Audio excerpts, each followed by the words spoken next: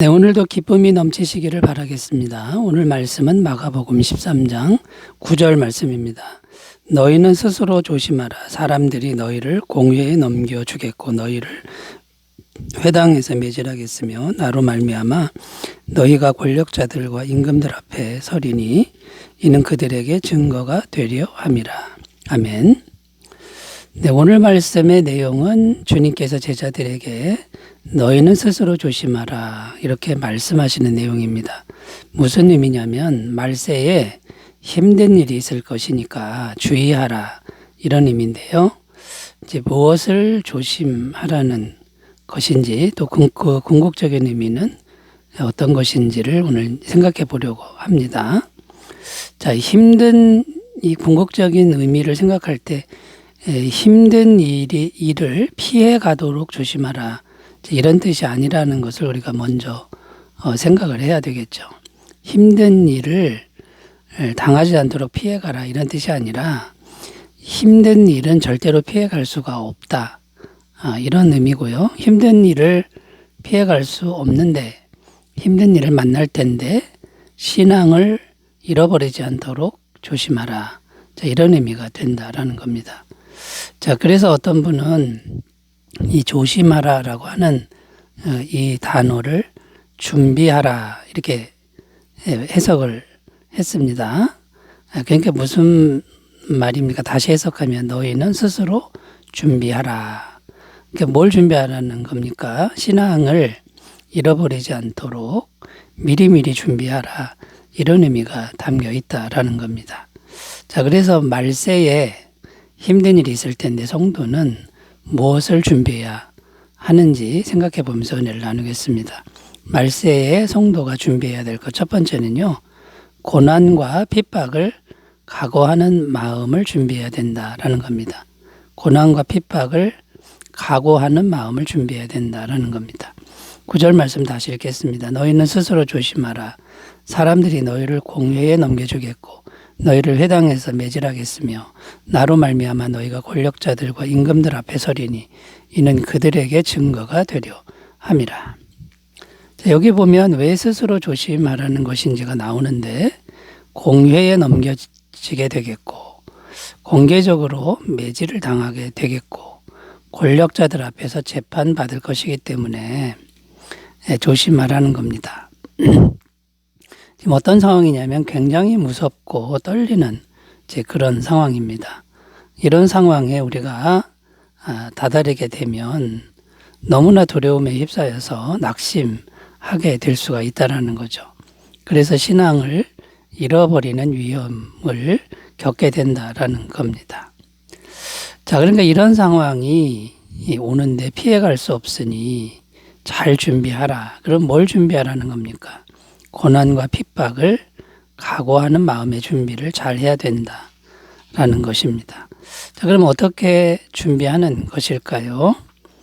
고난과 핍박을 피해 가려는 생각을 버려야 한다라는 겁니다. 고난과 핍박은 나에게 오면 안 된다 이렇게 생각하면 오히려 더 두려움에 휩싸이게 되고 오히려 더 낙심하게 되는 그런 일이 생기는 거죠. 그러니까 고난과 핍박은 얼마든지 오너라 각오하는 이런 생각을 가져야 된다라는 겁니다. 디모데후서 1장 8절 그러므로 너는 내가 우리 주를 증언함과 또는 주를 위하여 갇힌 자 된 나를 부끄러워하지 말고 오직 하나님의 능력을 따라 복음과 함께 고난을 받으라. 사도 바울이 믿음의 아들 디모데에게 한 말인데 복음과 함께 고난받을 생각을 하라. 피해갈 생각하지 말라. 이렇게 마음 먹어야 고난이라고 하는 것이 가벼워진다. 이렇게 말씀하고 있는 겁니다. 또 어떤 준비를 해야 됩니까? 믿음을 가져야 되는데 어떤 믿음이냐면 고난과 핍박이라고 하는 것은 감당할 만큼만 하나님이 허락하신다라는 믿음을 가져야 된다라는 겁니다. 고린도전서 10장 13절 사람이 감당할 시험 밖에는 너희가 당한 것이 없나니 오직 하나님은 미쁘사 너희가 감당하지 못할 시험당함을 허락하지 아니하시고 시험당할 즈음에 또한 피할 길을 내사 너희로 능히 감당하게 하시느니라. 자, 그러므로 하나님이 우리에게 고난을 허락하실 때 우리의 믿음을 보시고 감당할 만큼만 허락하신다. 이것을 믿고 정말 힘들다. 정말 이거 견딜 수 없다. 이런 상황이 올 때라도 하나님의 말씀을 신뢰하는 그런 준비를 하라는 것이죠. 또 어떤 준비를 해야 됩니까? 항상 기도하는 그런 삶을 살아야 된다라는 겁니다. 항상 기도하면 성령님이 우리 마음에 오셔서 신적인 그런 위로와 힘과 능력을 주신다라는 겁니다. 마태복음 26장 41절 42절 시험에 들지 않게 깨어 기도하라. 마음에는 원이로되 육신이 약하도다 하시고 다시 두 번째 나아가 기도하여 이르시되 내 아버지여 만일 내가 마시지 않고는 이 잔이 내게서 지나갈 수 없거든 아버지의 원대로 되기를 원하나이다 하시고 예수님께서 십자가에서 달리시기 전에 겟세마네 동산에서 정말 간절히 기도했습니다. 이 기도의 행위가 성령님의 임재를 가져왔고 십자가의 그 모진 고통의 길을 넉넉히 걸어가게 하셨다라는 겁니다. 자, 여러분, 이 고난과 핍박을 각오하면서 피해가려는 그런 생각은 버리고 감당할 만큼만 주신다. 그리고 또 기도함으로 성령의 능력으로 고난과 핍박을 담대히 받아들이시는 그런 삶이 되시기를 바라겠습니다. 자, 두 번째로 가보겠습니다. 말세의 성도인 우리가 준비해야 될 것 두 번째는요. 예수님을 증거할 수 있는 지식을 준비해야 된다라는 겁니다. 예수님을 증거할 수 있는 지식을 준비해야 된다라는 겁니다. 자, 오늘 말씀 끝부분에 보면 이렇게 기록합니다. 너희가 권력자들과 임금들 앞에 서리니 이는 그들에게 증거가 되려 함이라. 자, 그들에게 증거가 되려 함이라 이렇게 기록하는데 어떤 의미냐면 예수님을 증거하게 된다는 의미입니다. 그러니까 권력자들과 임금들 앞에 재판받을 때 예수님을 증거할 수밖에 없다는 거죠. 무엇 때문에 너희가 이렇게 했느냐 이렇게 질문하면 예수님 때문이라고 증거하게 되는 것이죠. 자, 그러니까 어떤 의미냐면 고난과 핍박받는 것, 재판받는 것 자체가 예수님을 증거하는 기회가 된다라는 겁니다. 사도행전을 보면 예수님의 제자들이 행한 모습이 나오는데 이 제자들이 꿋꿋하게 재판석 앞에서 예수님을 증거하는 이런 모습을 보여줍니다. 사도행전 4장 18절에서 20절 그들을 불러 경고하여 도무지 예수의 이름으로 말하지도 말고 가르치지도 말라 하니 베드로와 요한이 대답하여 이르되 하나님 앞에서 너희의 말을 듣는 것이 하나님의 말씀을 듣는 것보다 옳은가 판단하라. 우리는 보고 들은 것을 말하지 아니할 수 없다 하니. 이 관리들이 이제 협박을 합니다. 예수 이름으로 말하지 마라, 전하지 마라. 그런데 이 제자들이 뭐라 그럽니까? 우리가 보고 들은 것을 어떻게 안 전합니까? 우리는 전해야 됩니다. 이렇게 당당하게 말했다라는 겁니다. 그러니까 이 고난과 핍박, 이것은 예수님을 증거하는 기회가 된다라는 겁니다. 사도 바울도 이 사도행전에 보면 이렇게 재판석 앞에서 꿋꿋하게 예수님을 증거한 모습을 이제 보여주고 있다라는 겁니다. 자, 그러면 이제 우리도 이렇게 예수님을 말하지 않을 수가 없는 것이죠. 증거할 수밖에 없는데 그러면 예수님을 증거하기 위해서는 무엇을 준비해야 합니까?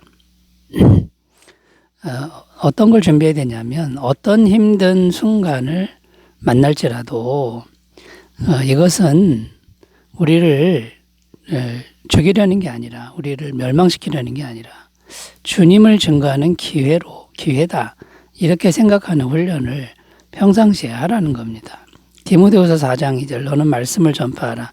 때를 얻든지 못 얻든지 항상 힘쓰라. 범사에 오래 참음과 가르침으로 경책하며 경계하며 권하라. 그러니까 힘든 순간이 올 때도 여기서 예수님을 증거할 수 있는 또 다른 기회를 주셨구나. 이렇게 생각하라는 겁니다. 큰일 났다. 내가 이제 죽게 생겼다. 물론 이런 마음이 들겠지만 그런 마음을 잘 다스리고 이 힘든 순간에도 예수님을 증거할 수 있는 기회를 주시는구나 이렇게 생각하라는 거죠. 또 뭘 준비해야 됩니까? 예수님을 증거하려면 지식이 있어야 됩니다. 예수님이 어떤 분인지 구체적인 지식을 갖고 있어야 된다라는 거죠. 베드로전서 3장 15절 너희 마음에 그리스도를 주로 삼아 거룩하게 하고 너희 속에 있는 소망에 관한 이유를 묻는 자에게는 대답할 것을 항상 준비하되 온유와 두려움으로 하고, 이게 대답할 말을 항상 미리 준비하고 있으라 이렇게 말씀하고 있는 겁니다. 자, 그러니까 여러분, 말세에 고난과 핍박이 오는데 그것은 또 다른 복음 증거의 기회가 된다. 미리미리 마음을 준비하고 지식을 준비하자. 이렇게 준비하는 하루하루의 삶이 되시기를 바라겠습니다. 세 번째로 가보겠습니다. 말세의 성도는 무엇을 준비해야 될까요? 세 번째는 모든 결과를 주님께 의탁하는 마음을 준비해야 된다라는 겁니다. 모든 결과를 주님께 의탁하는 마음을 준비해야 된다. 마태복음 26장 39절을 읽겠습니다. 조금 나아가서 얼굴을 땅에 대시고 엎드려 기도하여 이르시되 내 아버지여 만일 할만하시거든 이 잔을 내게서 지나가게 하옵소서. 그러나 나의 원대로 마시옵고 아버지의 원대로 하옵소서 하시고. 이게 무슨 말씀이냐면 모든 것을 하나님의 뜻대로 되기를 기도하시는 주님의 모습입니다. 그래서 주님은 어떻게 되셨습니까? 처참하게 십자가에서 죽임을 당하셨습니다. 그 죽임을 당했지만 모든 결과를 하나님께 이제 맡긴 것이죠. 자, 그런데 주님은 다시 어떻게 되셨습니까? 다시 부활하셔서 가장 존귀한 이름이 되셨다라는 거죠. 하나님께 모든 걸 맡기고 십자가에 처참하게 죽었지만 가장 존귀한 이름이 되게 하신 그 하나님을 신뢰하라라는 겁니다. 빌립보서 2장 6절 11절 그는 근본 하나님의 본체신 하나님과 동등됨을 취할 것으로 여기지 아니하시고 오히려 자기를 비워 종의 형체를 가지사 사람들과 같이 되셨고 사람의 모양으로 나타나서 자기를 낮추시고 죽기까지 복종하셨으니 십자가에 죽으심이라. 이러므로 하나님이 그를 지극히 높여 모든 이름 위에 뛰어난 이름을 주사 하늘에 있는 자들과 땅에 있는 자들과 땅 아래에 있는 자들로 모든 무릎을 예수 이름에 꿇게 하시고 모든 입으로 예수 그리스도를 주라 시인하여 하나님 아버지께 영광을 돌리게 하셨느니라. 자, 그러므로 우리도 어떻게 해야 됩니까? 주님처럼 평상시에 모든 결과를 하나님께 온전히 맡기는 믿음을 훈련하는 것이 말세를 준비하는 그런 바른 태도다라는 겁니다. 그리고 우리는 신뢰해야 되는데 주님께 맡기면 우리 하나님은 반드시 선한 열매를 맺으시는 분인 걸 믿어야 한다라는 겁니다. 로마서 8장 28절 우리가 알거니와 하나님을 사랑하는 자 곧 그의 뜻대로 부르심을 입은 자들에게는 모든 것이 합력하여 선을 이루느니라. 모든 걸 합력하여 선을 이루시는 하나님을 신뢰하는 훈련을 평상시에 하라는 거고요. 그래야 힘든 일도 맡길 수 있다라는 거고. 자, 주님께 맡기면 우리는 죽을 수 있습니다만 다시 살아난다. 정말 존귀하게 된다라는 걸 믿어야 한다라는 거죠. 요한복음 11장 25절 26절 예수께서 이르시되 나는 부활이요 생명이니 나를 믿는 자는 죽어도 살겠고 무릇 살아서 나를 믿는 자는 영원히 죽지 아니하리니 이것을 내가 믿느냐. 여러분, 하나님을 신뢰하는 매일매일의 삶을 잘 훈련하시기 바라겠습니다. 기도합니다. 하나님 아버지, 말세의 고난과 핍박을 두려워하지 않고 주님께 맡기는 믿음을 주옵소서. 예수님 이름으로 기도드립니다. 아멘. 좋은 하루 되시기 바라겠습니다. 감사합니다.